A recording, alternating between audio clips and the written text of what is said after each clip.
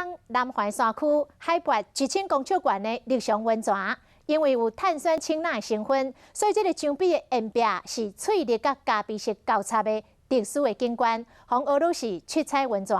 也毋过要到目的地无简单，一路上都要搬山过岭，还阁来撩溪，是体力的大考验。但是只要一个到位，看到迄个景，绝对会互你感觉真有价值。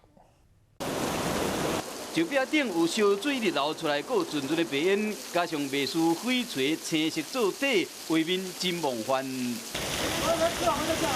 这是传说中的立松温泉，这泉水有碳酸氢钠累积落来，导致一带变成青色甲咖啡色混合的特殊景观。你去伫遮浸温泉，那欣赏美景，真正有够享受。不过想要来遮，无遐简单。快到了。 因为这伫海拔1075公尺，都要先驶车到海拔1500公尺的摩天部落，出来开始爬壁撩溪，都要挖个锁啊，才会到位。盯住，撑着，然后下来，挑战体力甲胆量。都市生活过太久了，来这边找刺激，结果太刺激啦。